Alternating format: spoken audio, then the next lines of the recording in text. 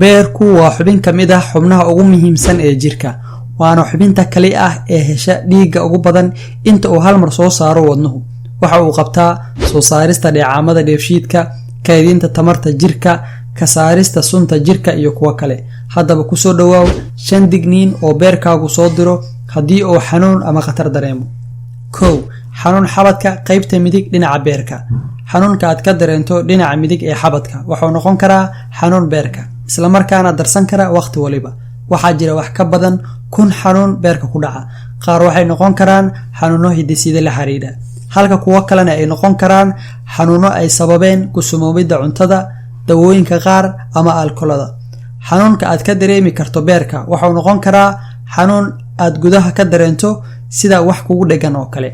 xasuuso, shaqada beerka kali ah ma sameeyo saarista sunta, kaydinta tamarta, soo saarista dheecaamada, laakiin waxa uu door ka qaataa dheefshiidka jirka iyo soo saarista nafaqada raashinka. haddii xanuuno soo wajahaan, dhammaan howlahan waa uu gebi doonaa beerku, waxa uuna soo diri doonaa calaamado uu ku muujiyo in jirka sunka buuxdo. 2. cagaarka maqaarka iyo indhaha. cagaarka maqaarka iyo indhaha waxaa lagu magacaabaa cagaarshow. cagaarshowga laf ahaantiis cudur ma ahan, laakiin waa calaamad muujinaysa xanuun jira. calaamadan waxay soo muuqataa marka maado lagu magacaabo bilirubin ay jirka ku badato, taas oo ka timaada burburin lagu sameeyo unugyada cascas ee dhiigga, beerkuna uu ku guul daraysto inuu jirka ka saaro. 3. kaadida oo madoobaata. kaadida madow waa calaamad kale oo muujinaysa cagaarshowga, ku tusinaysana maadada bilirubin oo jirka ku badan. kelyuhuna waxay ku dadaalayaan inay jirka ka saaraan maadadan, waana sababta marka ay kaadidu timaado uu cabsi u dareemo qofku, waxayna u ekaan kartaa qaabka Coca-Colada oo kale. 4.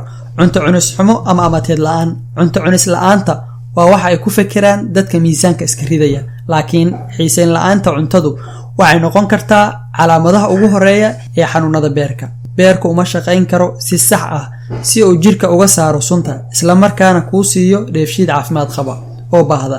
waxa ayna sababaysaa caafimaad xumada dheefshiidku, lalabo iyo matag. haddii aad dareento calaamadahan, ha ka labalabayn in aad takhtar aado. 5. xasaasiyadda urtikaria. waxaa laga yaabaa inaad la yaabto markay dhiigga soo galaan waxyaabo badan oo jirka khatar ku ah. jirku waxa uu soo daayaa kiimikooyin oo isku difaacayo antibodies, kuwaas oo keena cuncunka jirka iyo isxoqidda. cudurka ugu badan ee sababtan leh waa cagaarshowga C ama hepatitis C. calaamadahaas waxay kasoo muuqan og yihiin calaacalaha iyo cagaha.